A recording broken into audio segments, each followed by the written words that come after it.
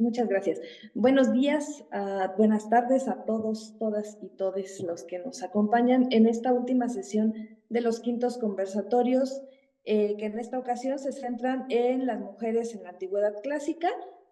Para mí es un gusto que nos hayan acompañado durante los días precedentes y bueno, que sigan con nosotras y nosotros también en esta última sesión.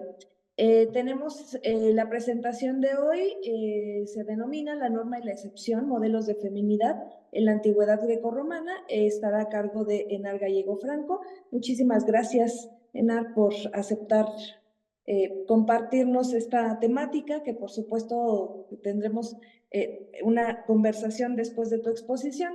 Mientras llegan más invitados y mientras todo toma su cauce para la conferencia, voy a leer una síntesis curricular de Enar Gallego. Es profesora titular de Historia Antigua de la Universidad de Valladolid. Ha formado parte del equipo investigador de distintos proyectos públicos de investigación fundamental centrados en la historia de las mujeres y del género en la sociedad romana, entre los que cabe destacar Género y Arquitectura en la sociedad romana antigua, Matronazgo cívico en las provincias occidentales, desarrollado entre 2015 y 2018 entre la Universidad de Granada, o también se encuentra Cara Suis, las mujeres hispano-romanas ante la muerte, actualmente en desarrollo en la Universidad de Sevilla. Su amplia trayectoria investigadora se ha interesado sobre todo por los procesos de construcción de las imágenes de feminidad en la antigua Roma y en la antigüedad tardía, y su impacto en la vida de las mujeres, a través del análisis de su forma de estar en las estructuras económicas, sociopolíticas y culturales de la época, desde el estudio de fuentes escritas y epigráficas. Entre sus recientes publicaciones podemos destacar su coautoría en la monografía Constructoras de Ciudad, Mujeres y Arquitectura en el Occidente Romano, Granada 2019, o también Antigüedad e Historia de Género en la Investigación Española, artículo en la revista Vínculos de Historia número 13/2004. Y bueno, cabe destacar que esta síntesis es en efecto una síntesis porque las publicaciones y contribuciones de Enar Gallego a la temática sobre las mujeres, bueno, son muy amplias. Muchas gracias, Enar, te dejo la palabra, tienes toda nuestra atención. Pues muchas gracias por la presentación y naturalmente pues empezar felicitando, ¿no?, al grupo Temiscira y a las organizadoras, ¿no?, por esta iniciativa, y que bueno, pues me siento agradecida de la invitación y que es un placer compartir con vosotras también y con vosotros, con todos los asistentes, este tiempo, ¿no? Bueno, como hilo conductor de mi charla, pues voy a compartir un PowerPoint. Que lo hago en este momento. Lo estoy haciendo. ¿Se ve correctamente? Espero, ¿no? Sí, Perfecto, se ve muy muy bien. bien.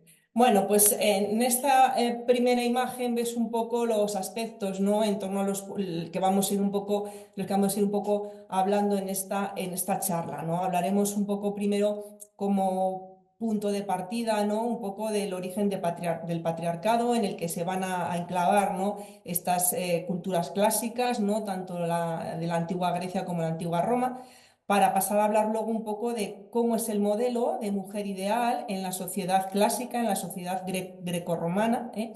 Ver un poco también cuál es la justificación cultural, ¿no?, de ese modelo, sobre todo a través del discurso, ¿no?, de las peculiaridades o de la peculiaridad de la naturaleza femenina, ¿eh?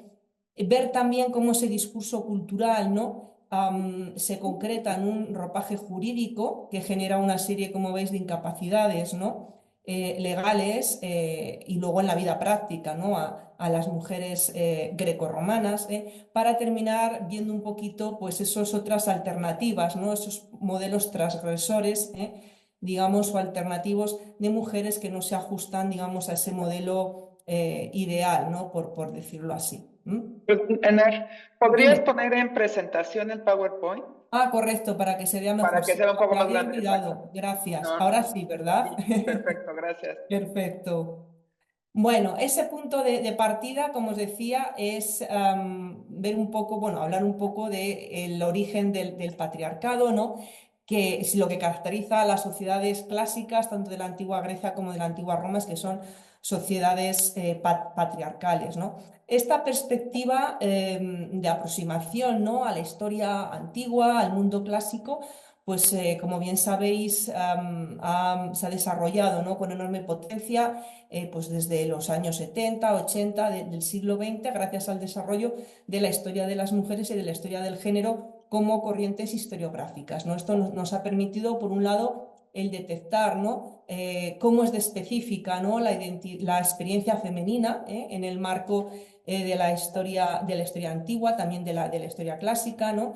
Indagar y establecer las pautas de integración, ¿no?, de las mujeres en estos procesos históricos de la antigüedad, y también conocer, lógicamente, los modelos normativos, ¿no? Una sociedad patriarcal como es la de la antigua Grecia, la de la antigua Roma, pues obviamente es aquella que está dominada, ¿no?, por un conjunto de valores masculinos y en las que además el destino del grupo pues es administrado, es controlado por los hombres, ¿no? Ellos controlan el poder político, el poder económico, social, cultural, religioso, y esto también es importante, el valor atribuido a los individuos, a los colectivos, en la comunidad responde a una perspectiva androcéntrica, ¿no?, en la cual el hombre pues, es el centro, ¿no?, de toda esa valoración comunitaria, ¿no? Los procesos que llevan a la generalización, ¿no?, en esta Europa antigua, ¿no?, de esta configuración familiar y social, pues nos llevan a etapas no históricas, sino prehistóricas o protohistóricas, ¿no? Y no han estado exentos de debates historiográficos, ¿no? Pero quizá a mí lo que más me interesa subrayar es que este origen, ¿no?, del patriarcado pues es un proceso relacionado muy directamente con la aparición del poder centralizado, ¿no?, en las comunidades humanas, ¿no?, con la aparición de esos protoestados, como también ocurre en la antigua Grecia y en la antigua Roma, donde para la continuidad exitosa de esa organización, ¿no?, protoestatal, pues es esencial primero la reproducción de la población, y ahí las mujeres pues tienen un papel fundamental, y el control también de la población, ¿no?, en base a de una población en crecimiento, claro, ¿no?, en base a un reparto de responsabilidades, de contribuciones que debe estar claramente delimitado, ¿no?, para garantizar no solamente la supervivencia, sino la expansión, la prosperidad de esas organizaciones protoestatales, ¿no? Entonces, en ese contexto de jerarquización social y de consolidación, ¿no?, de poderes centralizados, pues ahí se produce, ¿no?, a lo largo, ¿no?, del tiempo se va fraguando, ¿no?, esta forma de entender la diferenciación sexual en la base de las antiguas civilizaciones grecorromanas, ¿no?, que es el patriarcado, ¿no? Vemos entonces, a través, por ejemplo, del registro arqueológico, como pues, a lo largo de la edad de los metales, sobre todo a lo largo de la edad del bronce, pues vamos a ir viendo cómo percibimos, ¿no?, esa omnipresencia masculina, esa perspectiva androcéntrica que culmina, ¿no?, al llegar ya a la edad del hierro, hacia el 750, ¿no?, antes de Cristo, y que se correspondería, ¿no?, con ese control masculino, por tanto, de los bienes, de la producción, ¿no?, de las posiciones de poder familiar y social. Se muestra a través, os decía, del registro material, pues a través de esa estética del varón guerrero, carros, caballos, armas, los vasos para bebida como elemento de socialización, los elementos de banquete, ¿no?, que vemos también muy bien reflejados en las antiguas epopeyas, ¿no?, de Homero, tanto la Ilíada como la Odisea. En esta sociedad, ¿no?, patriarcal, las mujeres se definen esencialmente, las mujeres de las élites, ¿no?, se definen por su parentesco con varones poderosas, ¿no?, es decir, son esposas de, hermanas de, hijas de. El estatus privilegiado es hereditario de forma bilateral, es decir, por parte paterna, pero también por parte materna, ¿no?, y esto hace que el matrimonio con dote como institución pues se consolide, ¿no?, como un instrumento fundamental de alianza, ¿no?, al servicio de los intereses familiares, ¿no?, y los intereses de los hombres, ¿no? Del poder masculino, ¿no? Que controla la familia, ¿no? Y el conjunto de la comunidad, ¿no? En este contexto pues, encajarían, ¿no? Los ricos hallazgos también arqueológicos, ¿no? De enterramientos femeninos, ¿no? En necrópolis europeas de la Edad del Bronce, por ejemplo, o de la Edad del Hierro. De manera que la sociedad grecorromana, por tanto, construyó, ¿no? a partir, ¿no? de esa forma de entender la diferenciación sexual, que es en la estructura patriarcal, pues construye sus arquetipos, sus modelos ideales de mujeres en base a esos valores patriarcales vigentes, ¿no?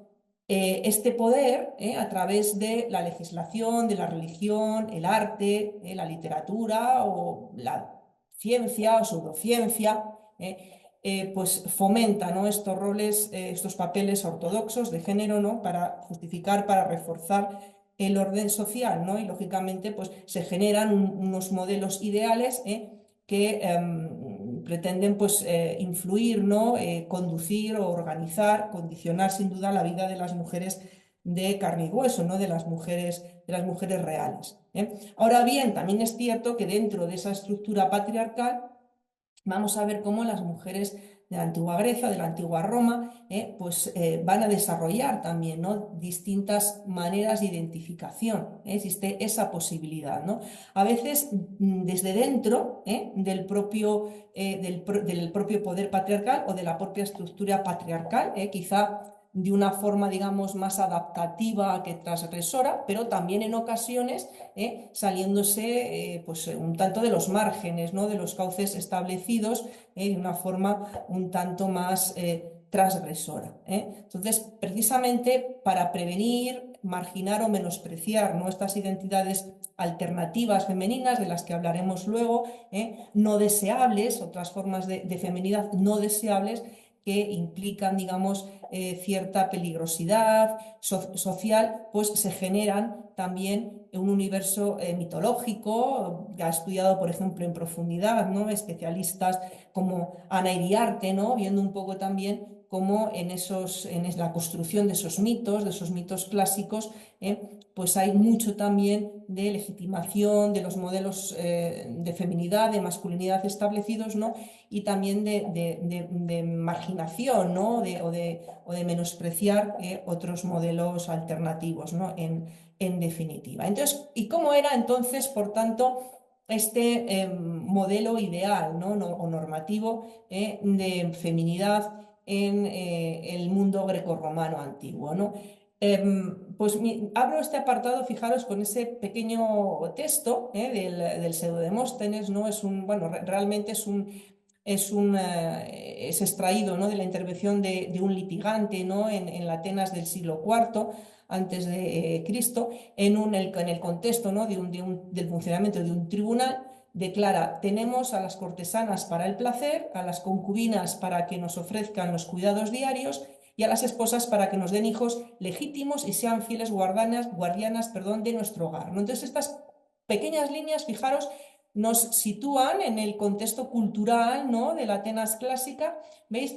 Esas tres papeles, ¿no? Tres posiciones dentro del orden patriarcal en las que las mujeres son dotadas de identidad, ¿veis? O sea, como concubinas, como esposas legítimas o como cortesanas, ¿no? Desde esa perspectiva androcéntrica, donde las mujeres reciben una identidad en función del varón, ¿no? Y de las necesidades del varón, ¿no? De estos tres modelos, bien sea o de estas tres identidades, ¿no? La cortesana, la concubina, la esposa legítima, es esta última, lógicamente, las esposas legítimas las que encarnan, digamos, el modelo de feminidad ideal, de feminidad normativa. La esposa legítima es una mujer casada según las leyes establecidas, bien el caso de la antigua Grecia o de la antigua Roma, cuyo destino fundamental, tanto personal como moral, como social, es la maternidad, es decir, ser madre de hijos legítimos que van a perpetuar el linaje familiar, la transmisión del patrimonio, el culto a los antepasados de un hombre. Es el hombre el que necesita esa transmisión fundamentalmente, ¿no? Y porque es el jefe, ¿no? El responsable del grupo familiar, ¿no? Y también como ciudadanas, en esa producción de ciudadanos, pues van a nutrir también, ¿no?, a la comunidad de mano de obra, van a renovar el cuerpo cívico, ¿no? Por eso hay que entender, como decía al comienzo, bien esa relación estrecha, ¿no?, entre esta forma de entender la diferenciación sexual, ¿no?, que es el patriarcado, y el funcionamiento, ¿no?, de los protoestados y de los poderes centralizados, ¿no? Entonces, en este modelo ideal, por tanto, de feminidad, pues tiene una enorme importancia el matrimonio, la maternidad y los cultos de la fecundidad, ¿no? También. Es una esposa legítima, o la matrona, por ejemplo, en el mundo de la antigua Roma, que no tiene libertad sexual, no controla su propio cuerpo, ¿no? Por esto el delito de la casada, el adulterio, perdón, de la casada en la legislación grecorromana siempre es un delito grave, muy grave, y castigado severamente por la ley, que dependiendo de las circunstancias pues puede llegar hasta la muerte, ¿no?, hasta la pena de muerte. Los hijos no le pertenecen, aunque su destino, como os decía, fundamental, personal, moral, social es la maternidad, pero los hijos no le pertenecen porque no tiene capacidad de decisión sobre su prole, ¿no? La autoridad legal sobre los hijos la va a ejercer siempre el padre, ¿no? Incluso es él el que decide, tanto en el mundo griego como en el romano, si se va a admitir en la familia y se va a criar, se va a cuidar al recién nacido, ¿no?, cuando se produce el nacimiento, ¿no? Entonces, es una mujer casada también cuya movilidad está sujeta a trabas, ¿no? Es decir, no es libre de moverse en el espacio como ella quiera, ¿no? La mujer respetable en este modelo ideal permanece, o debe de permanecer el mayor tiempo posible, en el ámbito doméstico, ¿no? Entonces, en relación con esta perspectiva, pues tenemos la realidad, por ejemplo, de los gineceos, que es bien conocida en las casas griegas. Y en el caso de las ciudadanas romanas, es cierto que reducen sobre todo al mínimo sus contactos en el exterior antes de casarse, ¿no? Una vez que se casan, la diferencia, digamos, también entre el modelo griego y el romano es que la matrona casada romana tiene más posibilidad, ¿no?, de relacionarse en el exterior, porque comparte, digamos, el ocio, esa vida exterior con su marido, cosa que en la sociedad griega clásica pues no sucedía.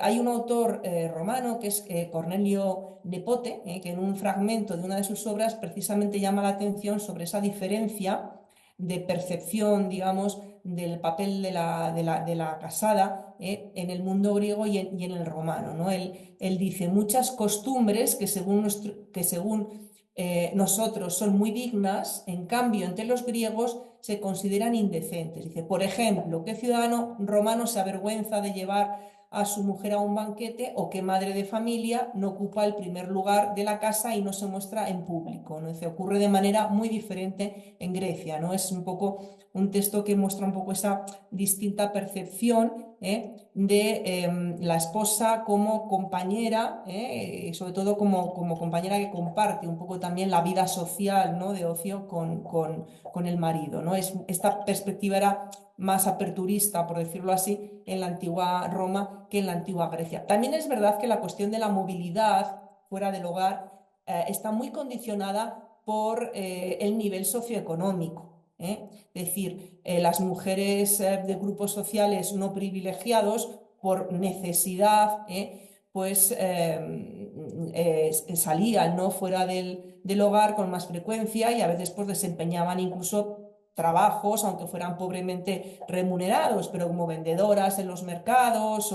Entonces, es decir, son sobre todo las mujeres de las élites socioeconómicas o de la aristocracia las que también pues ven más limitada, ¿no?, también por su rango, esa capacidad, digamos, de movilidad autónoma, ¿no? Especialmente, os decía, más en la antigua Grecia, y en el caso de Roma, pues sobre todo hasta el momento del matrimonio, ¿no? La actividad de esta esposa ideal, legítima, se centra en el cuidado de la casa y de los hijos, ¿no? Que lógicamente en el mundo antiguo pues es un conjunto de actividades muy amplias y muy variadas, ¿no? Desde la elaboración de productos, preparación de alimentos, mantener también el equilibrio alimenticio, ¿no? Del grupo familiar a lo largo del año, la intendencia del avituallamiento, ¿no? Mantenimiento, limpieza de la casa, vajilla, utensilios, hilado o tejido, preparación de vestidos, cuidado de granja cuando hay también esa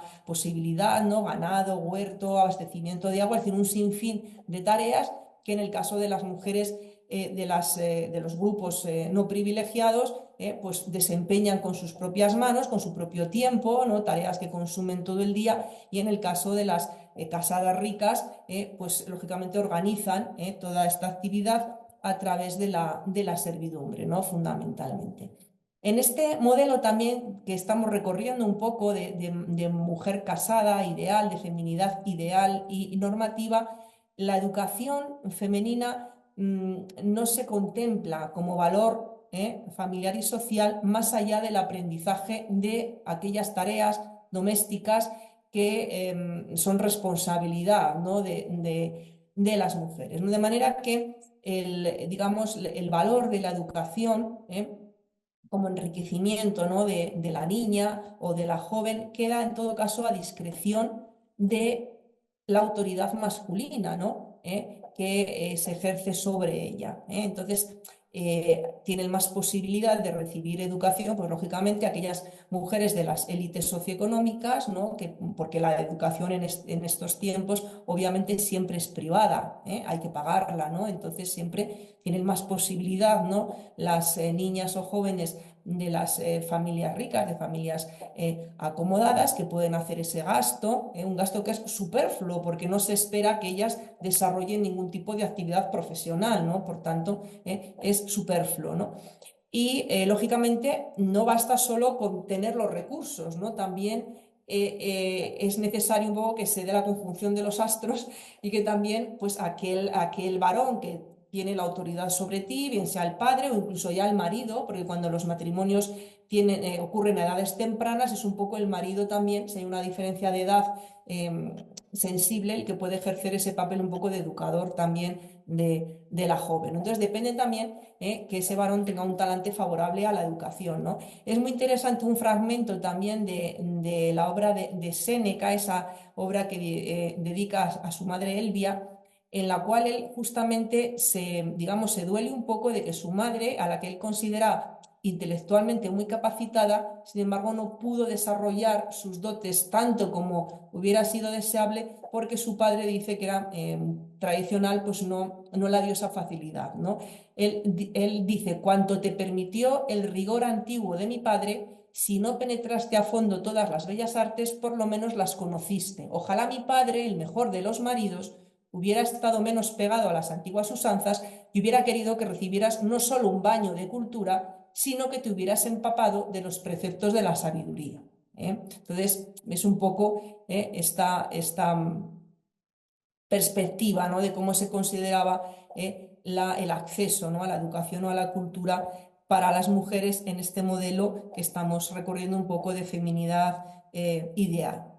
Aunque él dice, pero gracias a la rapidez de captación de tu ingenio, aprendiste más de lo que el tiempo permitía, ¿no? Este modelo también ideal, ¿no? de mujer casada es una mujer que no vive de lo suyo aunque lo tenga, y menos sale a buscar el sustento, ¿no? Es cierto que en las familias no privilegiadas, las familias pobres, pues la necesidad obliga, ¿no? a la mujer a salir a buscar un sustento que siempre se considera como complementario, porque es el marido el que tiene, digamos, la responsabilidad, ¿no? del sostenimiento económico de la familia, ¿no? Pero no responde al modelo ideal. Lo ideal es que una mujer no tenga que salir a buscar un sustento fuera de su familia, ¿no? fuera de su hogar, ¿no? Y aunque tenga recursos propios, como puede ser los que tiene a través de la dote que se la da en el matrimonio, es el marido el que suele administrar la dote de la casada, tanto en la sociedad clásica griega como también en la antigua Roma, ¿no? Por tanto, en esta concepción cultural que estamos recorriendo, un poco de la feminidad normativa, el trabajo femenino extradoméstico, aunque sea una realidad, de los grupos de las no privilegiados, ¿no? de los grupos de población popular, pero a nivel, digamos, de discurso normativo siempre es algo mal visto, ¿no? para la mujer, ¿no? Obviamente, como hemos comentado, pues muchas mujeres por necesidad, ¿no? de incorporar, ¿no? un aporte complementario a los ingresos familiares, pues se ven obligadas, ¿no? a desarrollar trabajos que suelen ser normalmente trabajos, a veces prolongación, ¿no? de lo que ellas saben hacer ya en el trabajo doméstico, y suelen ser trabajos, por tanto, de escasa cualificación y de no gran remuneración, ¿no? Conocemos a través, sobre todo, de las obras literarias, también de la epigrafía, pues vendedoras, por ejemplo, en los mercados, ¿no? Callejeros de todo tipo de productos, trabajadoras también en talleres textiles, en talleres cerámicos, patronas también a veces de negocios privados, como pueden ser lavanderías, barberías, panaderías, tabernas, posadas, o a otras que se alquilan sus servicios, pues como nodrizas, comadronas, peluqueras. Este es el tipo un poco de trabajos, ¿no? que vemos a través de las fuentes, ¿no? Claro, es un modelo de mujeres que son ciudadanas, ¿no? Ahora bien, lo que no tienen son, es decir, son ciudadanas griegas, ciudadanas romanas, pero lo que no tienen son derechos políticos activos. Es decir, como hemos comentado antes, su papel como ciudadanas se reduce a la producción de nuevos ciudadanos, ¿no? Y por tanto a la transmisión de esos derechos de ciudadanía a su prole, ¿no? A sus hijos, ¿no? No obstante, en los regímenes monárquicos, como puede ser, por ejemplo, el imperial romano, hay que tener en cuenta que también son transmisoras de derechos dinásticos, ¿no? Y esta posibilidad, como os comentado antes, ¿no? Porque la herencia se transmite por las dos vías, pues genera digamos, una senda, ¿no? de relación pues interesante, ¿no? A veces también complicada o tortuosa, de las mujeres de las élites sociales con el poder político, ¿no? Sobre todo a través de la transmisión de los derechos dinásticos, ¿no?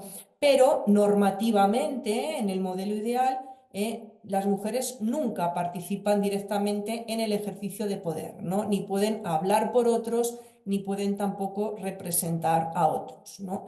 La excepción, digamos, a esta norma, pues es quizá el desempeño de determinados cargos religiosos, ¿no? Por eso veis ahí en las imágenes, pues una imagen de la Pitia de Delfos, por ejemplo, o de las célebres también sacerdotisas vestales, ¿no? de la antigua Roma, ¿no?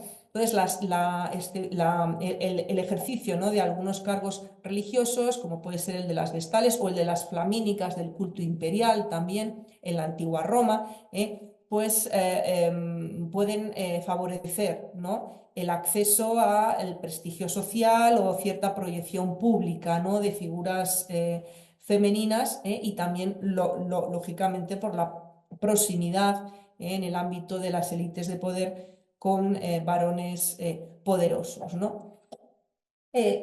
Ahora bien, es importante subrayar que aunque, ¿no? el grupo privilegiado, ¿no? o algunas mujeres de ese grupo privilegiado de la élite, pues consigan, ¿no? el acceder a un capital, digamos, de prestigio o de mérito público.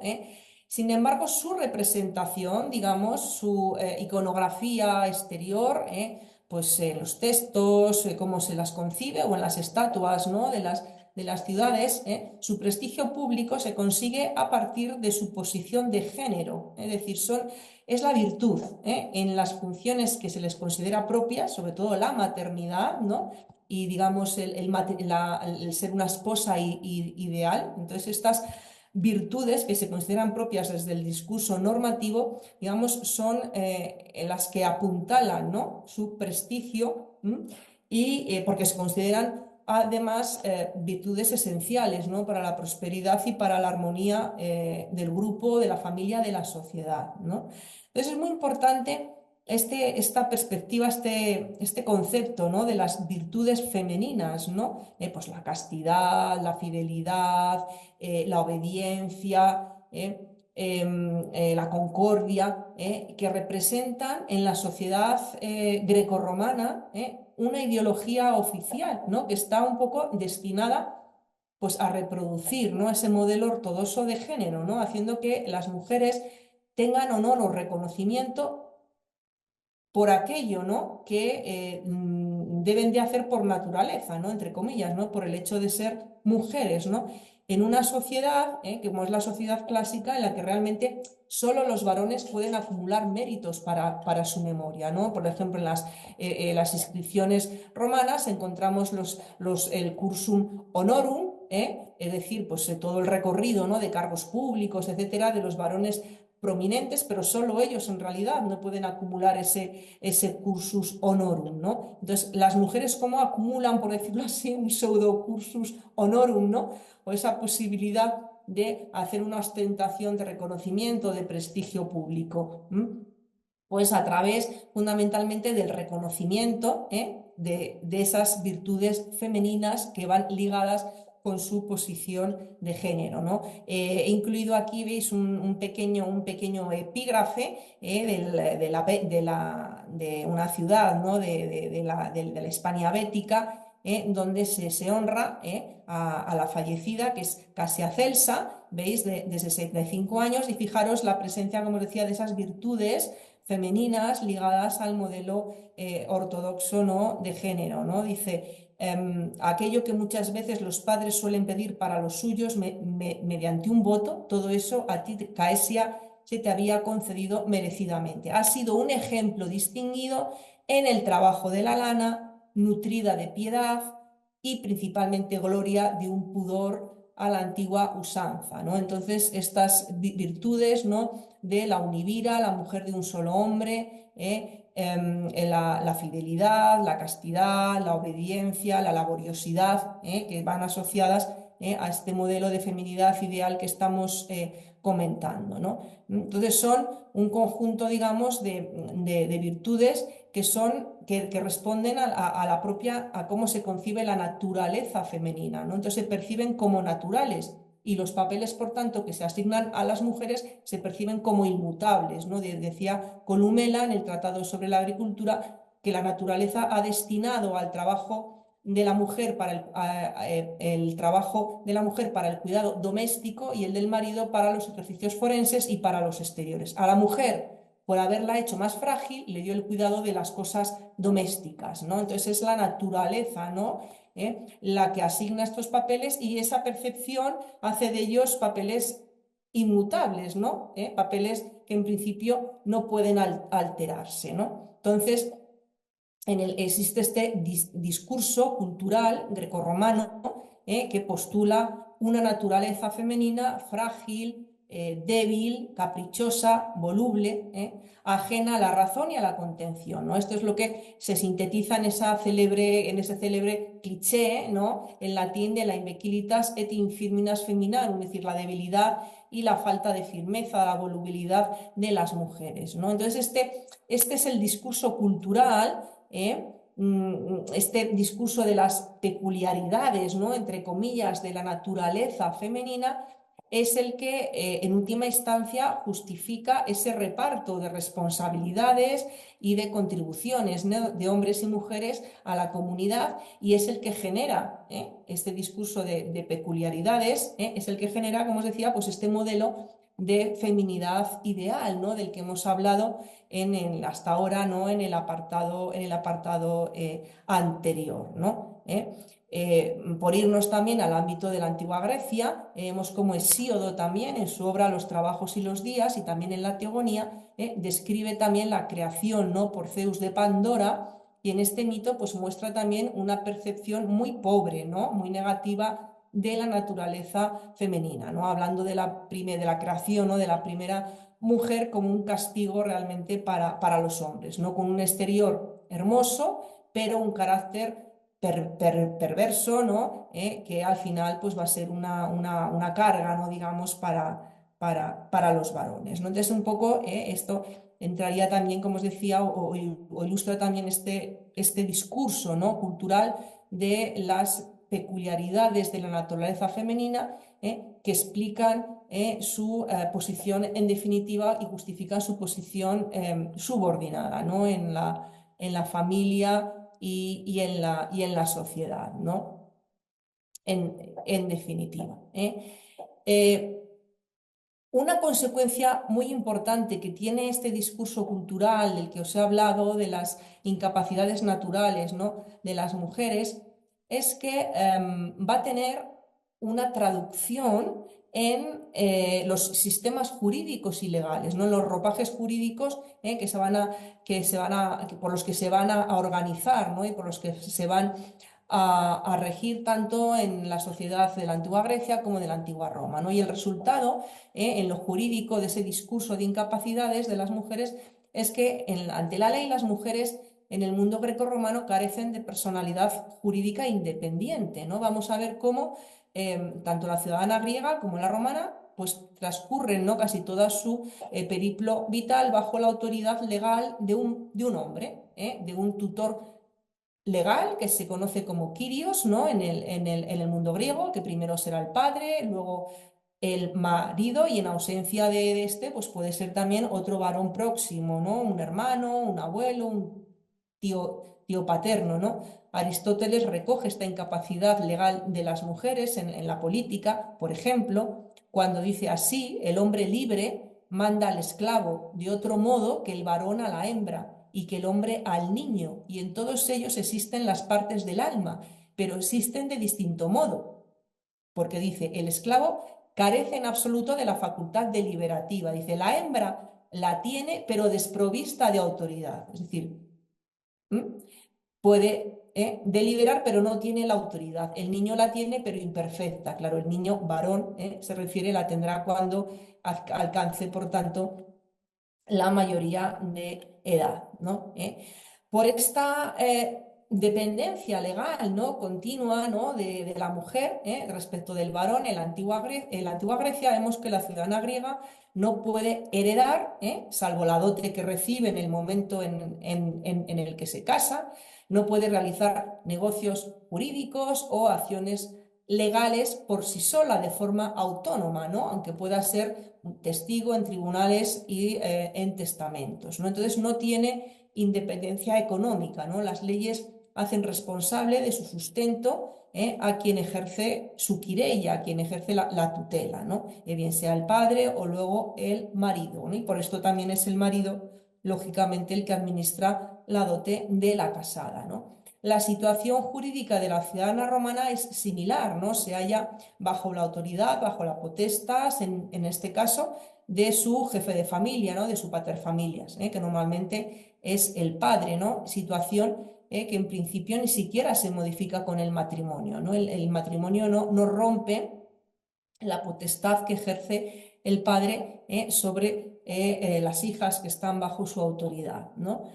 Entonces, la desigualdad se percibe en el hecho de que cuando muere el paterfamilias, mientras que los hijos varones quedan libres de su autoridad y se convierten en jefes de su propia familia, las ciudadanas romanas no. Cuando fallece el paterfamilias, pasan entonces a una institución que es la tutela de la mujer, ¿no? La tutela mulieris, ¿no? De una forma muy similar también a lo que hemos comentado para las ciudadanas griegas, ¿no? Entonces se las provee de un tutor legal, que normalmente es un pariente varón próximo al jefe de familia que ha fallecido, ¿no? Y sostiene sobre ellas un poder pues, muy similar a la potestas que ejercía el paterfamilias, ¿no? Por eso las ciudadanas romanas pues, tienen derechos legales de propiedad, de herencia, de transmisión de patrimonio o de divorcio, de hacer negocios jurídicos, acciones legales, pero para hacer un uso efectivo de ellos necesitan de la autorización de su tutor legal, ¿no? O de su paterfamilias si viviera, ¿no? Entonces, en esto consiste, por tanto, ese ropaje jurídico que hace de las mujeres como una especie de menores de edad permanentes, ¿no? Por decirlo así, ¿no? Séneca también, en otra de sus obras, señala esta desigualdad cuando dice hombres y mujeres concurren a la vida social, pero ellos han nacido para mandar y ellas para obedecer, ¿no? Entonces esta concepción no cultural que viene apuntalada y refrendada por los sistemas jurídicos, ¿no? Ahora bien, en este sentido, es verdad que la sociedad romana antigua presenta una peculiaridad, y es el cambio, ¿no?, que se produce en la situación legal de las ciudadanas a partir de la época augustea, ¿no? Porque el emperador Augusto, en el marco, bueno, pues de una legislación pronatalista fundamentalmente, instaura una medida que es el dispensar, ¿no?, de la tutela a las madres de 3 hijos o de 4, ¿no?, en el caso de las libertas, ¿no? Entonces, esto abrió la posibilidad a que en la práctica, ya en época imperial, pues un grupo importante de ciudadanas romanas, a través de la maternidad, pues pudieran entonces pasar a disfrutar de esa autonomía jurídica que lógicamente favorece sobre todo a aquellas mujeres con recursos económicos, ¿no?, realmente, ¿no?, que tienen un patrimonio que realmente pueden administrar, ¿no? Entonces, este cambio que se va a producir en el Alto Imperio, ¿no?, en la situación jurídica de las ciudadanas romanas, pues va a facilitar, ¿no?, la aparición de un nuevo modelo de matrona ideal, con una notable capacidad de agencia autónoma que se encarna de forma paradigmática en esas ciudadanas prominentes, ¿no?, que desde el respeto a las convenciones sociales y de género van a ser las protagonistas de lo que conocemos como el matronazgo cívico, ¿no? Es decir, estas mujeres financiadoras de edificios públicos, espectáculos también para los ciudadanos, embellecimiento de las ciudades, ¿no?, etcétera, ¿no? Entonces es muy interesante también la conformación de este modelo, digamos, de matrona influyente, más autónoma, con más presencia, ¿no?, en el ámbito público y cívico en el periodo alto imperial, ¿no?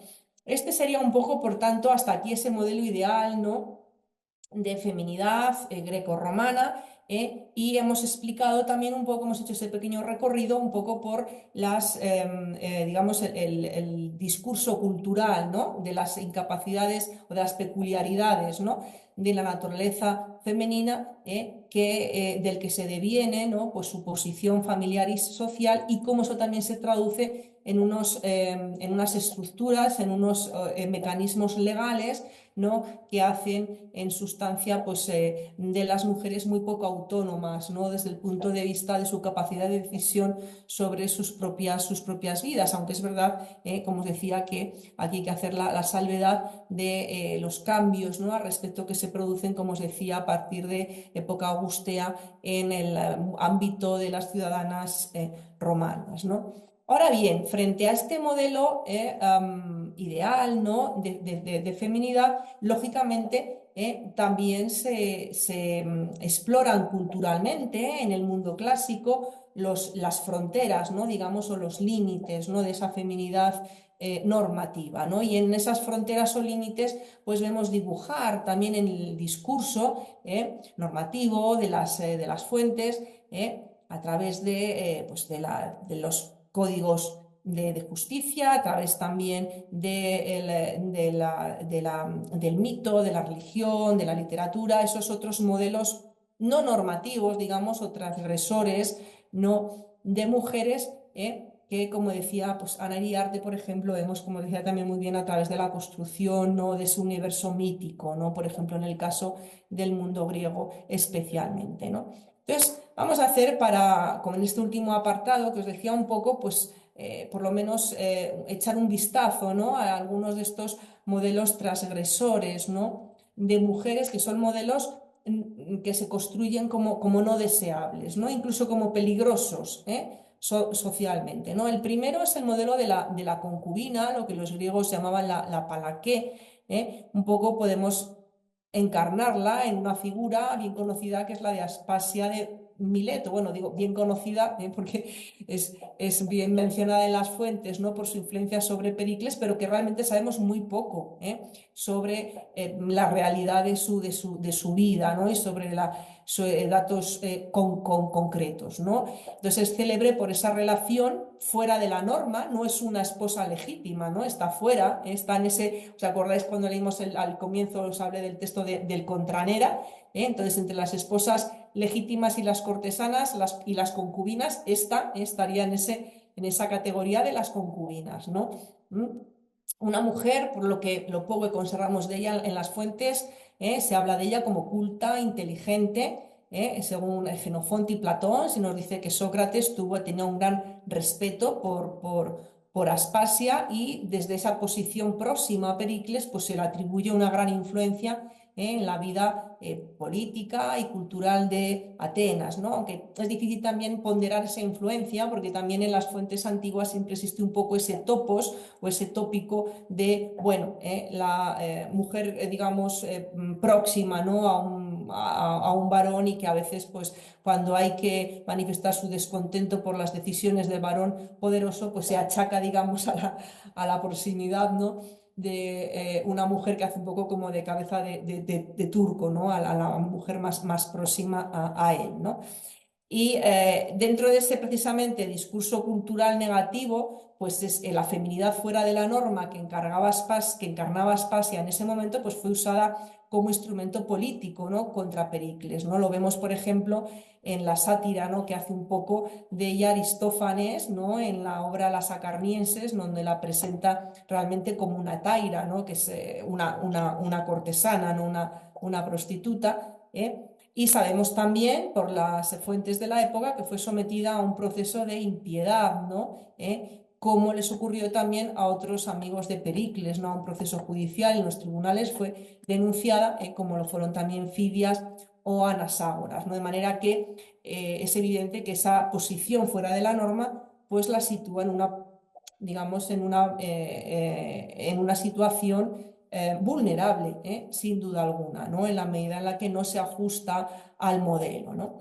Otro de estos modelos transgresores de mujeres, que es el que también teníamos, recordáis, en ese fragmento que hemos leído al inicio del Contranera, tenemos las esposas legítimas, tenemos las concubinas, y tenemos las cortesanas, ¿no? Pues en este modelo de la prostituta, de la taira, que dirían en la antigua Grecia. Podríamos mencionar, por ejemplo, el ejemplo de Friné de Tespias, ¿no? Que es una de las pocas cortesanas, ¿no? Que conocemos con nombre propio dentro de las fuentes, por ejemplo, de la Grecia antigua, ¿no? De Friné de Tespias se nos cuentan en las fuentes que su verdadero nombre era Menesarete, es decir, la que recuerda la virtud, parece ser que era una cortesana, trabajaba fundamentalmente en la Atenas del siglo IV, pero era de origen beocio, ¿no? Por tanto, una extranjera, ¿no? Que nos dice mucho también de un poco pues, la procedencia, ¿no? De estas cortesanas, en este caso una cortesana de lujo o bien situada, ¿no? Dentro de la Grecia clásica, ¿no? Se la relacionó con el escultor Prasíteles, incluso se ha dicho, ¿no? Que pudo servir de modelo a alguna de sus obras, y con algunos hombres célebres del momento, también como el orador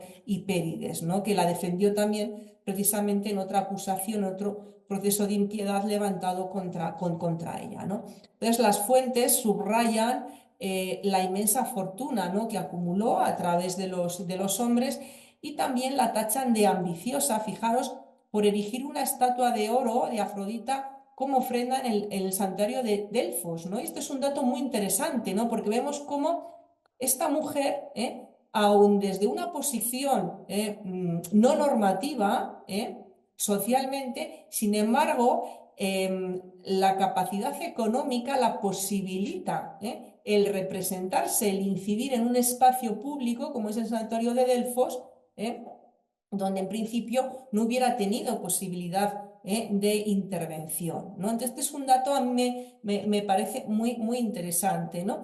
Y bueno, pues se refiere, ¿no? A esa ofrenda. Diógenes Laercio, en su vida de los filósofos, ¿no?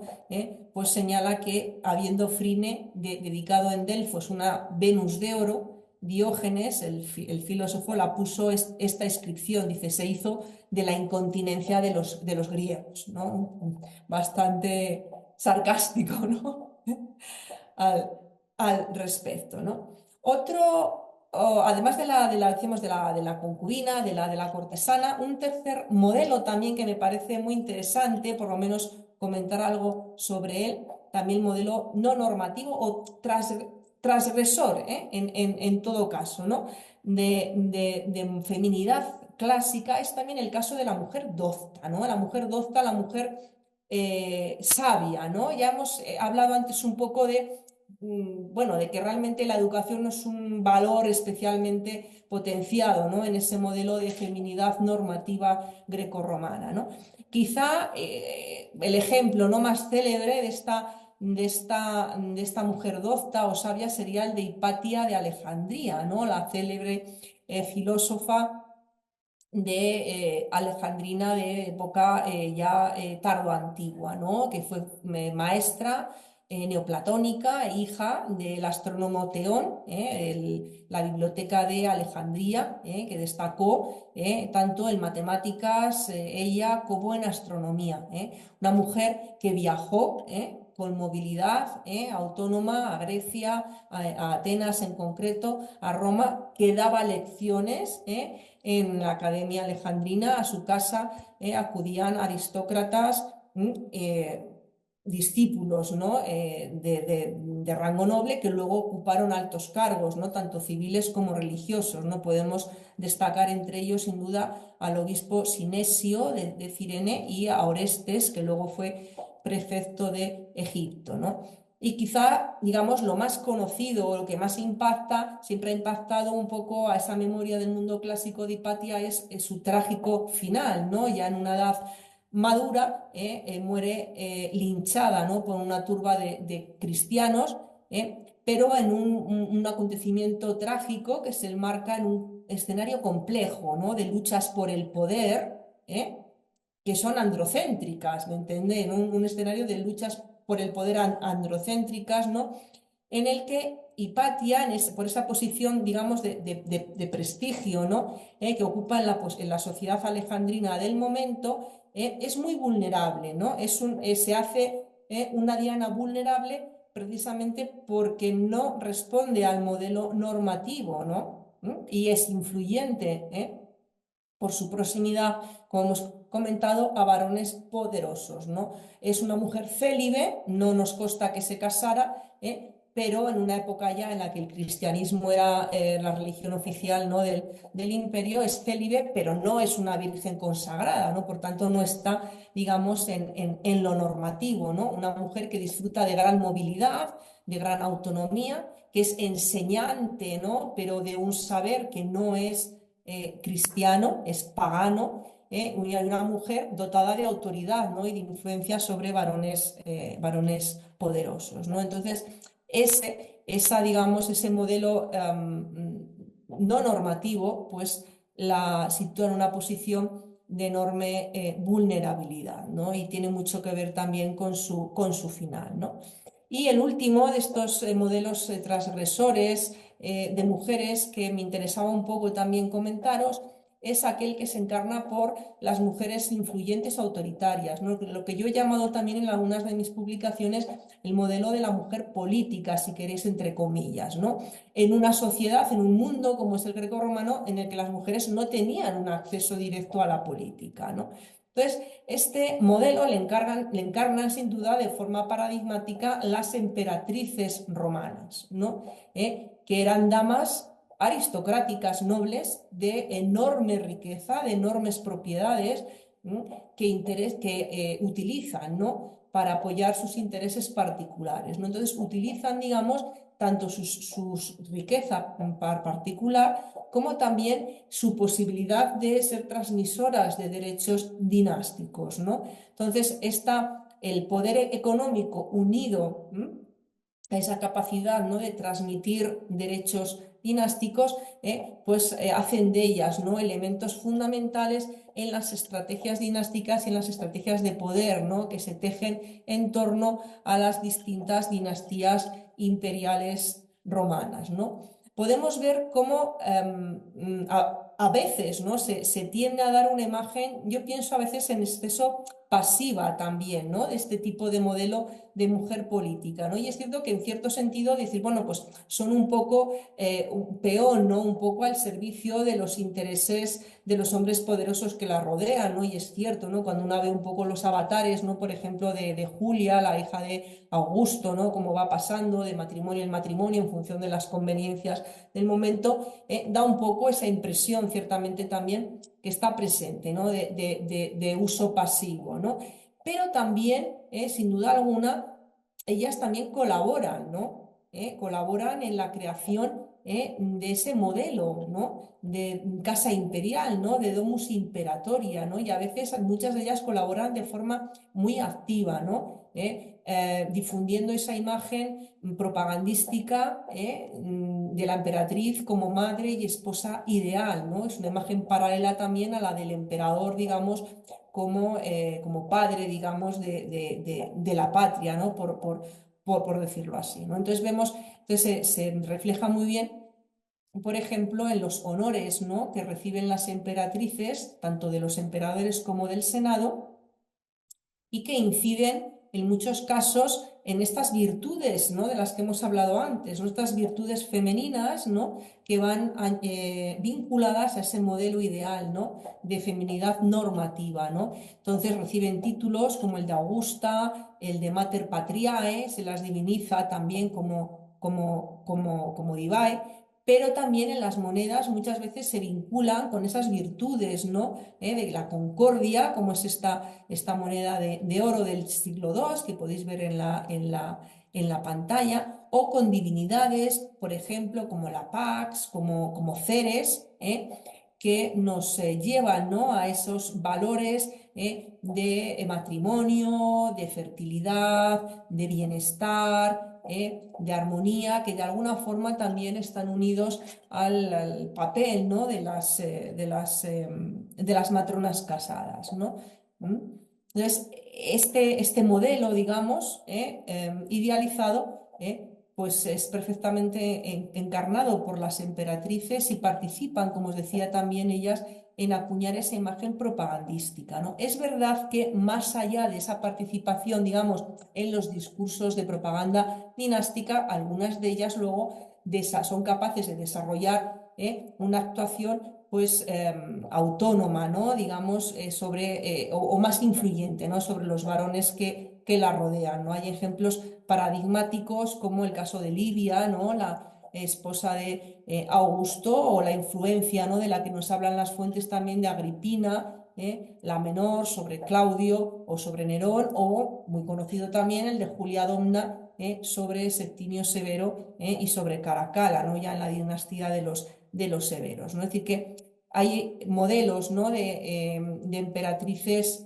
autónomas que precisamente por esto, porque salen también de la normatividad, son presentadas en las fuentes de la época, la historia augusta, Suetonio, pues como modelos no deseables, ¿no? Es decir, las fuentes critican su moral, critican sus acciones, y actúan, ¿no?, en el imaginario colectivo, para interiorizar, para construir también, ¿no?, una imagen negativa, ¿no?, de esas emperatrices que son más autónomas, ¿no?, que transgreden, ¿no?, esa fina línea entre lo político, ¿no?, y las mujeres influyentes, ¿no?, y que se presentan como germen de desorden, de caos, de problemas, ¿no? O bien también otra opción para desprestigiar el modelo es también silenciar, ¿no?, precisamente los rasgos más autónomos de su comportamiento, ¿no?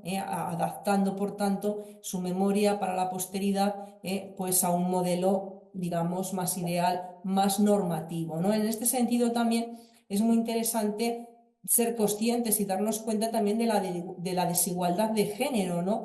que existe también en el mundo grecorromano respecto de la construcción de la memoria, ¿no? La construcción de la memoria, no tienen el mismo acceso los hombres que las mujeres, ¿no? Y la memoria de las mujeres, precisamente, ¿no? ha dependido para su construcción muchas veces escasamente en ellas mismas, ¿no? Y más bien en el relato androcéntrico masculino, que son los que producen realmente los actores, ¿no? Los productores principales de la memoria, ¿no? De manera que un poco, bueno, a forma de forma de epílogo, un poco de final, un poco conclusivo, vemos cómo es posible, ¿no? Ver a través de las fuentes en la sociedad grecorromana pues un diálogo, ¿no? Entre un discurso cultural, ¿no? Y una realidad social, ¿no? Respecto a las mujeres, ¿no? En la familia, en la sociedad, ¿no? Y es complejo a veces, ¿no? Esa relación entre el discurso cultural que produce estos modelos de los que hemos hablado, normativos, estos discursos culturales que les justifican, que les apuntalan, y luego también la realidad social, ¿no? Que siempre es mucho más rica, también más variada, a veces también más sorprendente, ¿no? De manera que es posible, ¿no? Realmente que en el mundo antiguo pues hubiera distintas maneras, ¿no? Muy variadas de concebir, ¿no? Las relaciones entre hombres y mujeres, ¿no? Como también en nuestra sociedad actual hay maneras muy variadas de concebirlas, ¿no? Pero el conocimiento, en todo caso, y el análisis, ¿no? De los modelos normativos y no normativos, ¿no? De feminidad, yo pienso que resulta indispensable, ¿no? Para una comprensión óptima, más rica, más profunda, más compleja de las sociedades grecorromanas, ¿no? Como señalaba Ana Iriarte, que es un poco la idea, ¿no? con la que concluyo, ¿no? El mundo clásico, el mundo grecorromano, en este sentido, ¿no? En cuanto a la exploración, ¿no? De cómo se entiende la diferenciación sexual, pues es un laboratorio de análisis privilegiado, ¿no? Para escribir, como decía ella, no ya una historia de hombres y de mujeres, sino para escribir una historia de las diferenciaciones sociales, ¿no? ¿Qué es lo que es realmente el género, ¿no? La historia de género, ¿no? El género como simplemente una forma más de diferenciar, ¿no? Socialmente y transversalmente también las sociedades antiguas, de manera que no es hablar ya, ¿no? De una historia de hombres y mujeres, sino realmente es hablar de una historia de diferencias sociales, ¿no? Que nos afectan a todos, ¿no? Bueno, espero haberme ajustado un poco al tiempo disponible y muchas gracias por vuestra atención. Quedo a vuestra disposición luego, a continuación, pues para cualquier pregunta o cuestión que pueda surgir. Gracias. Dejo, si os parece, de compartir el PowerPoint. A ver si aquí. Perfecto, ya estaría. Muchísimas gracias, Enar. Fue muy esclarecedor, sobre todo porque hubo muchos cruces temáticos con las conferencias, las presentaciones anteriores. Por Supongo que ejemplo, sí. sí, hay algunas cosas, bueno, bastantes situaciones muy esclarecedoras. Por ejemplo, en algún momento nos planteaste esta cita de Aristóteles, en donde se menciona que la mujer puede poseer cierta deliberación, pero está desprovista de autoridad, De ¿no? autoridad. Y precisamente ayer en la presentación de María Elena García se hablaba sobre que Aristóteles le confiere, por ejemplo, a las parteras, ¿no? Algún tipo de sabiduría, pero pues obviamente Pero, no claro, tiene a la autoridad política, a la claro, autoridad sí, sí, normativa, ¿no? Entonces efectivamente. creo que eso, bueno, eso entre tantas cosas. Y eso me lleva también a lo último que dijiste sobre, lo que mencionaste sobre Hipatia, ¿no? Claro, era una mujer dotada de autoridad y pues su final resultó en un linchamiento, ¿no? Entonces creo que hay distintas situaciones que podemos pensar en relación con lo que nos expones y con lo que habíamos visto los otros días, habíamos escuchado los otros días y dialogado. También me resuena, y bueno, voy a hacer un comentario, perdón, hago un paréntesis, hago un comentario y luego damos pie a las preguntas. Me resuena esta última que comentaste sobre la construcción de la memoria, porque precisamente igual es lo que estábamos hablando en días anteriores, ¿no? Sobre que estos roles de género se transmiten por medio de autores, por supuesto, ¿no? De las fuentes escritas, sobre todo, principalmente las que se consideran literatura, ¿no? Y bueno, esos autores se estudian a lo largo de la historia y bueno, pues estamos a merced de la transmisión y la recepción que presentan, ¿no? Entonces, esta transmisión, estas ideas se dan, por supuesto, a partir del poder que tiene el varón, el hombre, ¿no? Para transmitir su propia memoria y Claro. dejar otras, ¿no? Claro que no puede dejarse de lado la participación de las mujeres porque pues hay algo, ¿no? Que hacen, por ahí están algunas que surgen precisamente por el poder y el privilegio que se les confiere, ¿no? Desde la sociedad patriarcal. Entonces, me trajo mucho, bueno, me recuerda, porque también salió en días anteriores, como a partir de esta memoria que se hereda, podemos entender lo que decía Miranda Fricker, ¿no? Con la injusticia testimonial y la injusticia hermenéutica. La testimonial como un déficit de conocimiento, ¿no? Porque ya se le confiere a la mujer se les confiere, ¿no? Ciertas características y entonces hay un déficit, no sé, de credibilidad, ¿no?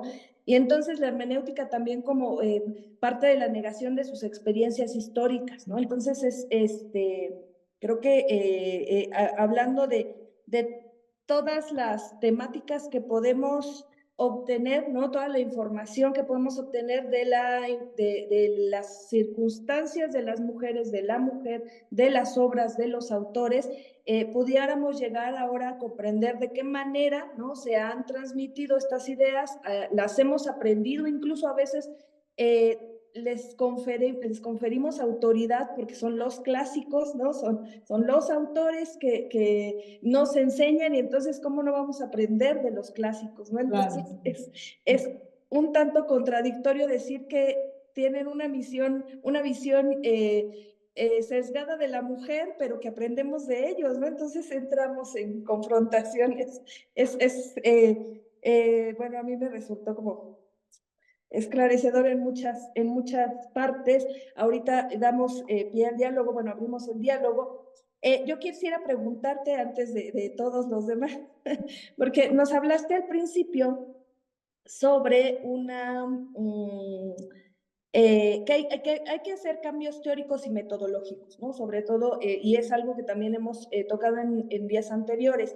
Y bueno, nos presentaste un marco teórico a partir, bueno, información contextual y una delimitación a partir de lo patriarcal, y nos hablaste de Ana Iriarte, ¿no? O sea, es como la referencia que podemos tener, pero no sé si tú quieras incluir un poco más cómo es que haces estos cruces metodológicos o esta, claro, determinación de cómo podemos analizar la diferenciación de la que hablabas, ¿no?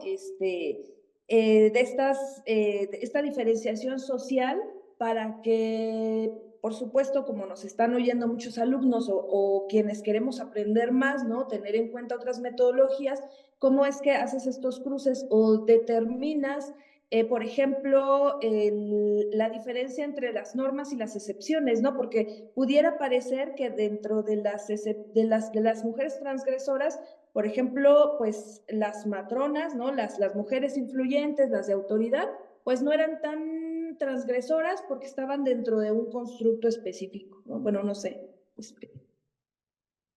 si Bueno, me expliqué. sí, no, sí te has explicado.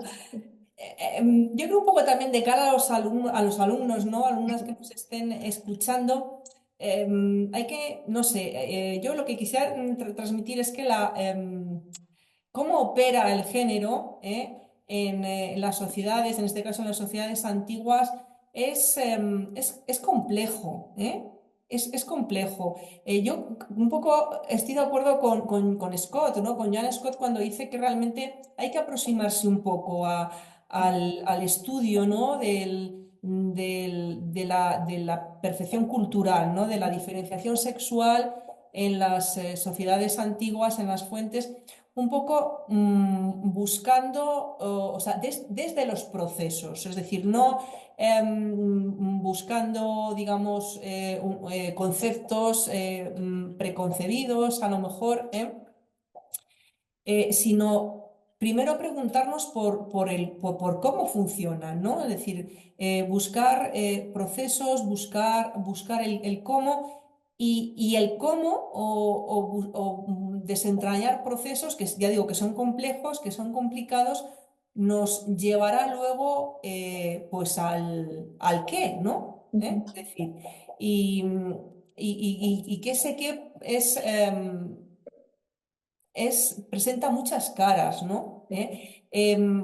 Un aspecto también que en este sentido me parece fundamental también para aproximarse a las fuentes es la idea también de transversalidad y la idea también de interseccionalidad, ¿eh? Me parece también fundamental, ¿no? Hay que entender que el género, es decir, la construcción cultural, ¿no? Sobre la diferenciación sexual, es una coordenada importante, pero una de las coordenadas que jerarquiza, ¿no? Y que vertebra las comunidades o las sociedades. Pero también hay otras, ¿no? Y no viven de forma aislada. Es decir, el género junto con la clase social o el nivel socioeconómico, junto con la etnia, con la etnicidad, con la cuestión de la racialidad, también incluso con la cuestión del el credo religioso o cuestiones, por ejemplo, como la discapacidad, ¿no? O la enfermedad. Es decir, son elementos todos ellos que jerarquizan, ¿no? Vertebran las comunidades y que interactúan entre ellos, ¿no? Interactúan entre ellos. Entonces, digamos, lo que llamamos el orden de género, así en abstracto, en las comunidades realmente es algo muy complejo, que no se reduce solo al hecho de si eres hombre o eres mujer, ¿eh? Porque dentro del mundo de las masculinidades también existen, ¿no? Sus propias formas de vertebrarse y de jerarquizarse, ¿no?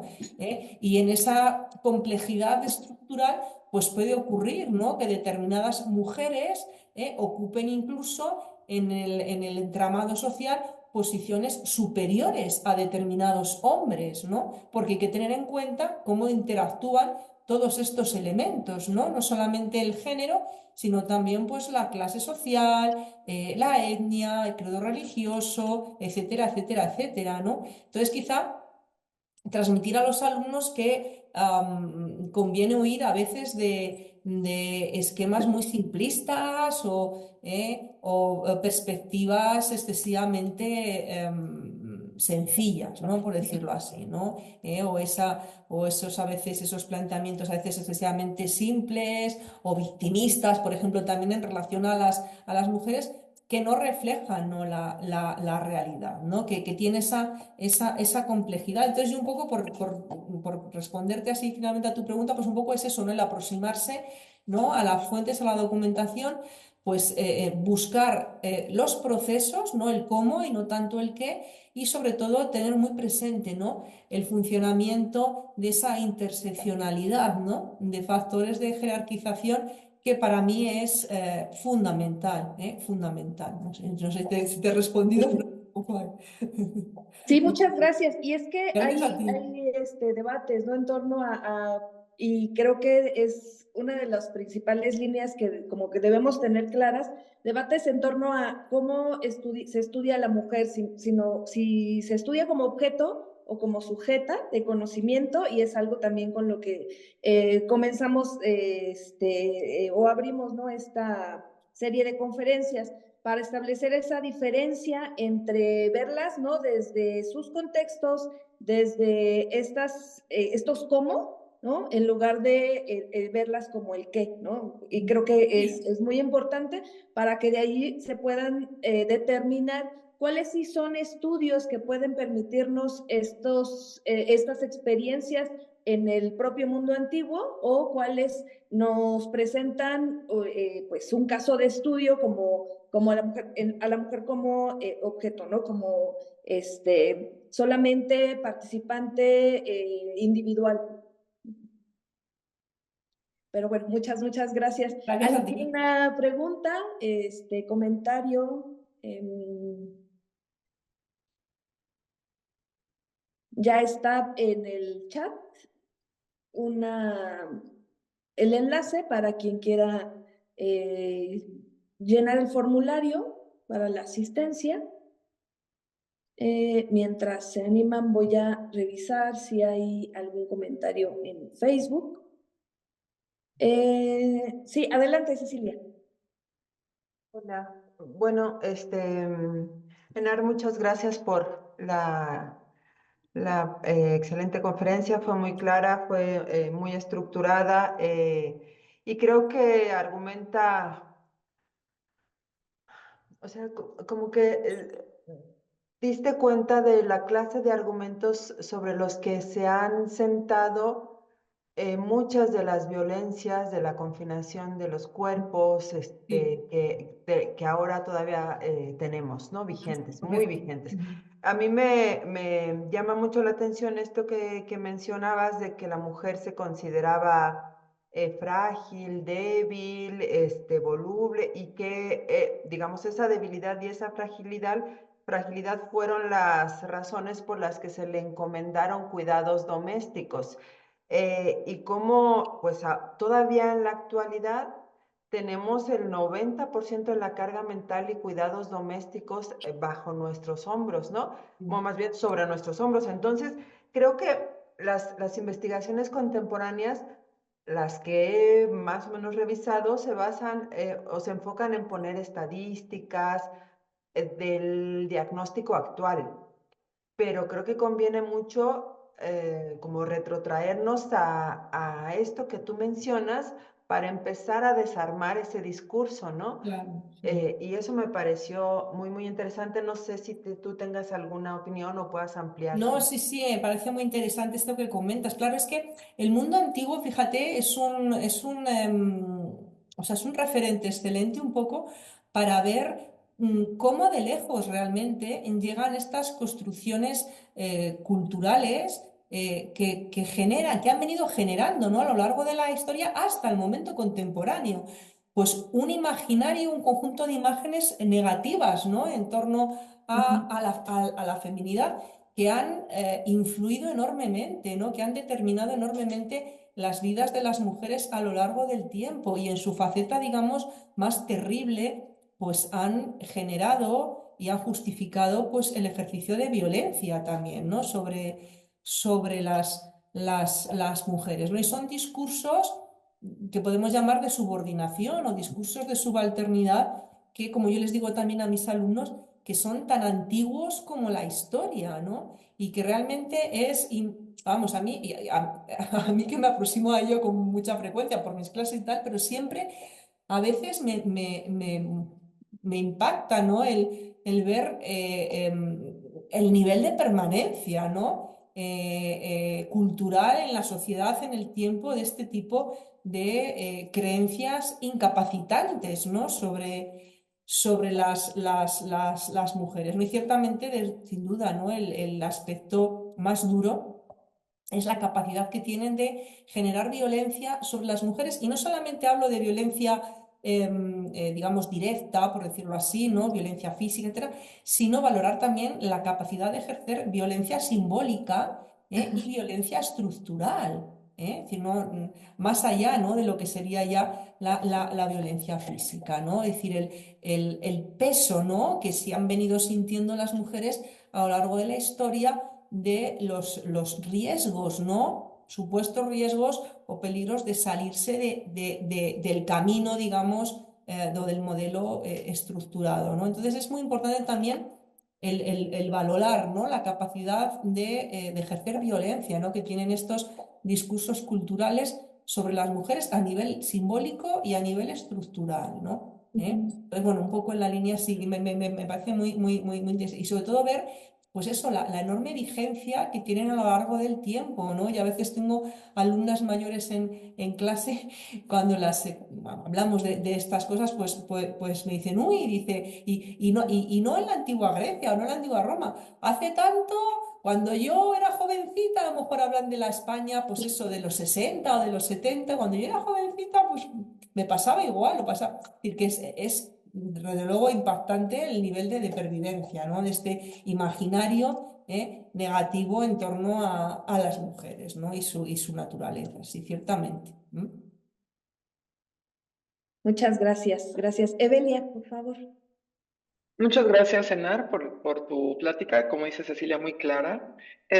A mí me gustó muchísimo que repitieras tanto que en realidad es estas ideas de mujeres inferiores o mujeres sin poder, incluso poder político, era parte, tú dices, de un cauce normativo, era parte de las élites, era parte de algo pues que capaz que la mayoría de las mujeres o sea, ni ponían en práctica, ¿no? Esto de no salir, de no trabajar, pues no sé, en España, en Argentina, pero en México sigue siendo de cierta manera un ideal para Claro, hombres y para mujeres, para muchas claro. mujeres de Ujú. cierta Rango cultura, social, rango sí. social, sigue siendo un ideal. Entonces a mí me gusta todavía más que hayas como hablado de estas maneras de identificación, ¿no? Alternas que se salen de esos cauces normativos, que yo creo que por ahí va mi pregunta, que fue la mayoría. Porque ¿cuántas mujeres pudieron haber seguido en realidad estas normas Claro, sí, sociales sí, sí. como ahora? O sea, en México que tenemos un grave problema de ricos, ricos, ricos, ricos y todo el demás pobre, todos, ¿no? ¿Cuántas mujeres hay en serio que pueden lograr su ideal de ser Claro, mantenidas por un hombre y tener 6 ayudantes ahí, ni entre niñeras, cocineros? En realidad, ¿cuántas mujeres había así? Y la otra parte, las mujeres reales, las mujeres que trabajaban y que yo creo y que hemos visto en estos conversatorios, que también tenían poder cívico, político a lo mejor no, pero incluso Cándida lo sí, deja, ¿no? Lo deja como en entredicho, así, pues sí, si habían edificios públicos, pues es un poder público sí. a partir del matronazgo. Pero bueno, entonces mi pregunta es, ¿conoces o nos puedes hablar un poquito más de estas estructuras alternas que las mujeres desarrollaron como maneras de identificación, pues femenina, alternativas a estas cauces normativos? Claro, sí, es buena pregunta esta que me formulas, ¿no? Efectivamente hay que entender que los modelos normativos son elitistas, ¿no? Tanto en masculinidades como en feminidades, ¿no? Obviamente, son modelos que se producen desde el discurso de las élites, ¿no? Y que son un poco para ellos, por decirlo así, ¿no? O pensando en ellos, ¿no? Y pasa con los modelos de feminidades normativas, pero también pasa con los modelos de masculinidades hegemónicas, ¿no? O sea, ¿cuántos hombres entran en un modelo de masculinidad hegemónica? Pues muy poquitos. El resto tendrán que construir su masculinidad en otros parámetros, ¿no?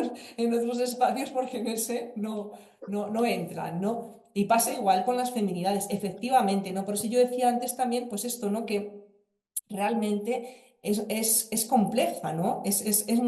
Mucho más complejo de lo que a veces nos ha parecido cómo el género opera, en las sociedades, ¿no?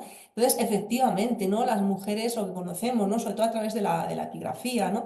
De las mujeres que no están estrictamente, ¿no? En esa élite política, ¿no? En el caso de Roma, pues esa aristocracia senatorial o próxima al emperador, etcétera, pues efectivamente, ¿no? Son mujeres, sobre todo, esto sí, sobre todo una vez que se casan, ¿no? Porque la cuestión de la protección, ¿no? De esa virginidad antes del matrimonio, pues sí tiene un peso grande, yo creo, transversalmente, ¿no? En los distintos grupos sociales, ¿no? Pero son mujeres efectivamente que muchas veces tienen que salir, ¿no? Fuera del hogar, fuera de lo doméstico, pues para contribuir, ¿no? Con un sustento que aunque se vea como complementario, ¿no? Digamos, en el discurso normativo, pero es necesario, ¿no? Entonces conocemos, pues sobre todo, os comentaba antes, a través de la epigrafía, ¿no? Pues estos varios o distintos oficios, pequeños trabajos, profesiones, pues desempeñadas por este tipo bueno, pues de mujeres, digamos, de los grupos más populares, ¿no? De todas maneras, es verdad que al nivel de lo que serían, por ejemplo, las virtudes femeninas, sí que hay digamos, sí que se percibe, ¿no? Un poco, por ejemplo, entre las representaciones, digamos, de emperatrices o mujeres de la élite, por ejemplo, en la antigua Roma, y un poco el mundo de virtudes que podemos ver en la epigrafía, en distintos grupos sociales de mujeres, incluso de mujeres de origen servil, ¿no? Como libertas, sí que se percibe un hilo conductor, ¿no? De esas virtudes femeninas a las que yo me he referido, que, digamos, en su exponente más brillante, ¿no? Se reflejan en esa propaganda dinástica, ¿no? Que rodea, ¿no? Por ejemplo, a las emperatrices, ¿no? Pero que también las vemos, ¿no? A veces con cierta frecuencia en los epitafios mucho más sencillos, esas mujeres casadas, ¿no? A las que conmemoran, ¿no? Sus maridos, por ejemplo, y nos hablan pues de su pietas, ¿no? De su piedad, o nos dicen que son benemerentes, ¿no? Que lo merecen bien, ¿no? O nos hablan de, bueno, pues de que fueron pues, pues ejemplo, ¿no? De castidad, etcétera. Entonces sí que hay, digamos, un hilo conductor, yo diría que bastante transversal, ¿no? En esa cuestión, por ejemplo, de las virtudes, ¿no? Deseables para una mujer ideal, ¿no? Aunque luego en realidad, por ejemplo, otros aspectos como la movilidad, desde luego varía mucho, en función de la pertenencia a un grupo social o a otro, ¿no? Y luego hay realidades muy, muy alternativas, ¿no? Por ejemplo, todo el mundo de la esclavitud. Yo en mi charla, en mi conferencia, lógicamente, pues bueno, me he centrado fundamentalmente en la figura de las mujeres ciudadanas, ¿no? Dentro de la antigua Grecia, de la antigua Roma. Pero también tenemos, no hay que olvidar que son sociedades ambas que son esclavistas, ¿no? Entonces también todo ese mundo de las mujeres, de la mujer dentro también de la esclavitud, que está siendo trabajado últimamente, por lo menos aquí también en España. Contamos con algunas especialistas que están haciendo trabajos muy interesantes, como Carla Rubielas, por ejemplo, en torno a este mundo de la mujer en la esclavitud, ¿no? Que al final nos lleva un poco a ese tema que comenté yo antes también de la interseccionalidad, ¿no? Es decir, en las mujeres esclavas vemos yo diría, doble o triple subalternidad, ¿no? Por ser mujeres, por ser esclavas, por no ser libres, por ser pobres, es decir, se van acumulando, ¿no? Esos vectores de jerarquización, que es fundamental, ¿no? Esa perspectiva para entender, ¿no? La experiencia histórica de esas mujeres, ¿no?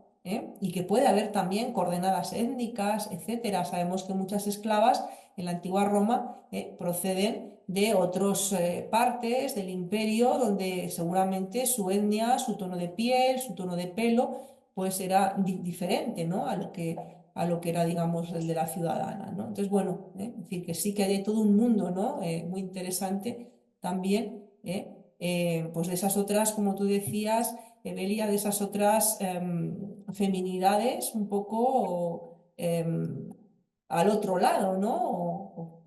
Sí, sí. Muchísimas gracias.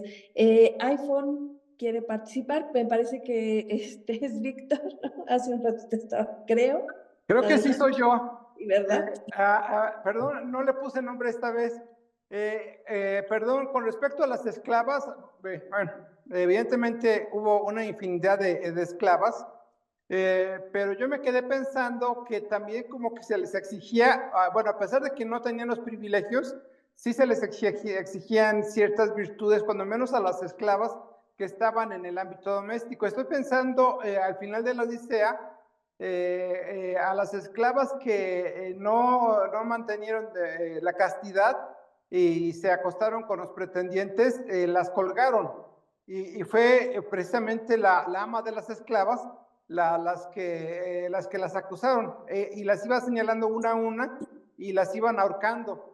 Entonces, había así como que una complicidad, digamos, patriarcal, incluso de esta mujer anciana, en el sentido de que ella consideraba que las esclavas mismas debieron de haberse abstenido de las relaciones sexuales con los pretendientes, y sin embargo, al no haberlo hecho, merecían la muerte, porque muy bien pudo haber sido solidaria, ahora sí que sorora con las otras y no decir nada, pero las acusó y una a una las fueron colgando, si no me recuerdo, dice Homero, como golondrinas o algo así. Entonces, a mí ese es un pasaje que me impresionó mucho. Bueno, asumiendo de que el tema de la esclavitud es un tema demasiado amplio y que solamente estaríamos hablando de esclavas domésticas en este caso. Bueno, perdón eso. Sí, claro, sí. Yo recuerdo ese pasaje, ¿no? También de Homero, ¿no? La cuestión ahí es, bueno, lo que he comentado antes, ¿no? Que realmente en la cuestión en el tema, ¿no? De las virtudes, ¿no? Femeninas, como he comentado antes, efectivamente la transversalidad es grande, ¿no? A través de las mujeres de distinta condición social, es cierto que de forma ideal se potencian las mismas virtudes, ¿no? También hay que tener en cuenta un poco el deseo de encajar, digamos, que tienen las mujeres de sectores más desfavorecidos. A veces simplemente digamos, el adjudicarse, ¿no? El que las adjudiquen esas virtudes normativas es la única forma para prestigiarse que tienen mujeres que no tienen otras formas para prestigiarse, ¿no? Entonces, el que en un epitafio, por ejemplo, romano, de una mujer modesta, humilde, incluso de una liberta o de una esclava, se también hable de pietas o de fidelitas o se la califique de benemerente, pues al final es la única forma, ¿no? que tiene a su alcance de prestigiarse, y de intentar, bueno, pues situarse un poco, ¿no? en esa esfera de reconocimiento que no puede alcanzar por otros medios, ¿no? Por su situación más humilde, ¿no? Más modesta. En el caso también que tú comentas de las esclavas de Homero, ¿no? De las domésticas de la casa, también hay que tener en cuenta la vertiente que su comportamiento supone también de afrenta también a la autoridad del señor de la casa, ¿no? Que no está presente, ¿no? Entonces ellas actúan, se entregan a los pretendientes, pero también actúan, ¿no? En el fondo, aunque entendemos que se entregan coaccionadas, claro, ¿no? ¿Quién le iba a decir que no a un pretendiente de esto, ¿no? Pero, claro, de alguna manera actúan con una autonomía que no las pertenece, quiero decir, no está ahí el señor de la casa, ¿no? Entonces también, en cierto sentido, su castigo terrible también obedece a esa transgresión, ¿no? De autoridad también, ¿no? Yo pienso, ¿no? Desde mi perspectiva. Muchísimas gracias. Hay una pregunta en el chat, pero Alex, si quieres, hazla mejor. Sí. Ok. Hola, doctor Enar. Me parece, bueno, muchas gracias por su presentación. Ha sido muy enriquecedor. Me gustaría hacer las siguientes. ¿Cómo influyeron las obras literarias y los escritos filosóficos griegos y romanos en la construcción de estos modelos de feminidad?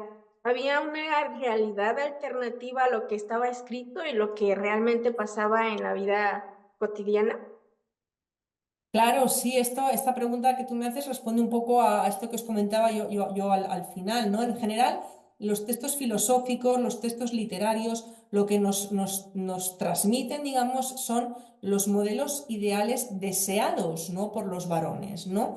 Es decir, la visión que ellos tienen de cómo tiene que ser una mujer ideal en una sociedad que se organiza en torno al hombre, ¿no? En la que el hombre da la medida de las cosas y en la que lo masculino pues marca los valores, ¿no? Asignados pues a los distintos miembros de la comunidad o a los distintos colectivos que la forman. Entonces es un discurso, digamos, cultural, y en ese sentido tanto la filosofía como la literatura son no solamente en el mundo antiguo, sino en posteriores etapas históricas, son instrumentos, digamos, privilegiados por excelencia, como diría Foucault, por ejemplo, bueno, pues de transmisión, ¿no? De esos discursos, bueno, de ese poder que para él es un poder un tanto disperso, ¿no? Por decirlo así.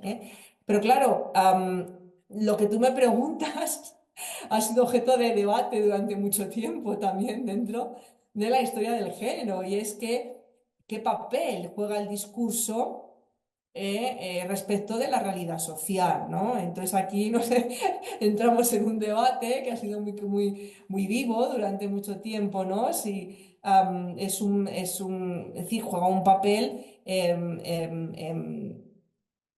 digamos, influyente, ¿no? En la realidad social, o es conformador, que es otra cosa muy distinta de la realidad social, ¿no? Yo creo que aquí en este ya debate, os digo que ya tiene un tiempo, tenemos que, para mí lo fundamental es el contraste también de fuentes de distinta naturaleza, ¿no? Es decir, es el contrastar el discurso que obtenemos de la literatura, de la filosofía sobre las mujeres, con lo que nos dice, por ejemplo, el registro material, el registro arqueológico, o la epigrafía, por ejemplo, ¿no? Y entonces, hombre, pues obtenemos sin duda alguna, a lo largo del tiempo hemos obtenido pues la imagen de que, bueno, lo que se dice en la literatura o en las fuentes, pues no responde, no son espejo, digamos, ¿no? Exactamente de la realidad social, ¿no? Pero no podemos prescindir tampoco de ello. Yo creo que es fundamental para el estudio, ¿no? De la historia de las mujeres y de la historia del género, es fundamental el contar con un conocimiento profundo de ambas cosas, ¿no? Del discurso, normativo, digamos, de las fuentes más vinculadas al poder oficial, y el conocimiento, que es fundamental, también de la realidad social, ¿no? A través de otras fuentes, ¿no? Porque tampoco son realidades separadas, no son realidades que se den la espalda. Es verdad que no todo el discurso es la realidad social, pero obviamente vemos en nuestros estudios que la realidad la relación, ¿no? Entre la realidad social y el discurso pues es rica y es estrecha, ¿no? En muchos aspectos. Entonces no son realidades, digamos, que vivan una de espalda a la otra, ¿no? Entonces es una pregunta muy interesante y que ha estado en el núcleo, ¿no? De un debate también historiográfico muy potente, ¿no? Desde hace ya unas décadas, ¿no? Mi posición un poco es esa, ¿no? Es una posición un poco ahí intermedia, ¿no? Por mi experiencia investigadora, desde luego yo no prescindiría, vamos, me parece fundamental, ¿no? El conocimiento, incorporar, ¿no? A nuestro conocimiento de la experiencia histórica de las mujeres, tanto los discursos normativos como luego también la realidad social, ¿no? A través de otro tipo de fuentes, ¿no? Gracias. Muchísimas gracias, gracias. Todo ha sido muy esclarecedor y qué bueno que tengamos este espacio y que por supuesto que Enar nos des tus comentarios y bueno, también tus posiciones, ¿no? Porque creo que al mismo tiempo que vamos construyendo investigaciones, vamos posicionándonos dentro de las diferentes posturas que se encuentran, ¿no? Muchas gracias. ¿Algún otro comentario, pregunta? Ok, bueno, pues vamos a cerrar esta serie de conferencias. Eh, Ha sido muy gratificante, muy enriquecedor, demasiado aprendizaje. Creo que podemos tomar diferentes situaciones actuales que vienen desde la antigüedad, ¿no? Muchas cosas de lo que vivimos actualmente, pues precisamente para eso es este espacio, ¿no? para repensar la antigüedad, pero también para poder relacionarla con lo que estamos haciendo ahora, no solo desde el punto de vista académico, sino también en el punto de vista social, ¿no? Porque pues para allá debemos tender, ¿no? Y sí, como obligación lo digo, debemos tender al cambio, a un cambio teórico, práctico, un cambio que nos permita pues tener distintas condiciones de vida, ¿no? Sobre todo a esta parte fundamental que conformamos las mujeres de la sociedad, ¿no? O sea, esta parte fundamental en la que vivimos, nos desarrollamos, en la que nos desarrollamos profesionalmente, socialmente, familiarmente, ¿no? En todos los núcleos. Nos vamos a permitir leer una relatoría de lo que ha sucedido estos 3 días para cerrar. Comienzo yo y bueno, luego vienen mis compañeras, amigas y les daré la palabra. Bueno, nos daremos la palabra. Comienzo. En estos 3 días hemos podido constatar la importancia de que se incorporen nuevas miradas en los estudios clásicos, debido a que no solo las fuentes conservadas presentan sesgos androcéntricos, sino también sus transmisiones y recepciones. Desviar la mirada del canon clásico nos ha permitido revalorar otros testimonios más allá de la escritura y reafirmar que también son necesarios otros análisis y giros epistémicos, puesto que pudimos constatar que la inclusión y visibilización de las mujeres en Occidente son fundamentales. Evelia, por favor. Martínez nos mostró el resultado de muchos años de investigación de ella y de su equipo, en los que han documentado cerca de 400 edificios romanos en varias ciudades del occidente mediterráneo, mandados a hacer por mujeres. Los datos presentados son resultado de la aplicación del enfoque feminista y de la construcción del marco teórico denominado como matronazgo, mostrando así que al menos durante el final de la República y el Imperio, las mujeres tuvieron presencia no solo cívica, sino también incluso política, contrario a lo que normalmente se asevera de ellas.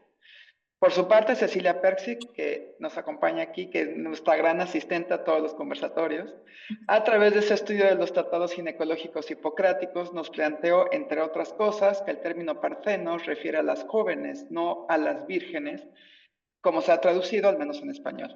Nos remarcó que no había en época clásica griega parámetros médicos o fisiológicos para categorizar a la virginidad, por lo que era un constructo social y cultural. Habló de algunos elementos en estos tratados que resaltan la atención en las mujeres, como los procedimientos terapéuticos que ellas mismas podían llevar a cabo. Además, mostró las diferencias entre los síntomas fisiológicos que se describen en el Tratado Hipocrático y los estudios freudianos sobre la histeria que se centran en los síntomas. Ale. Gracias. Marta González planteó una mirada diferente a la Orestía de Esquilo, a través de la cual contradice la afirmación casi general de la misoginia a través de las obras de este autor. Resaltó la victoria de la persuasión usada por Atenea en el juicio contra Orestes frente a la violencia usada por Apolo. Remarcó también que esta diosa deja claro que las erinias, diosas femeninas, no resultan vencidas. Además puso en entredicho la aseveración de que Atenea fue únicamente una diosa masculina. Sobre Clitemnestra, parte más discutida de su plática, planteó que es ella quien logra parar la maldición de la familia de Agamenón, justicia retributiva, desviando así la mirada de la visión canónica de este personaje.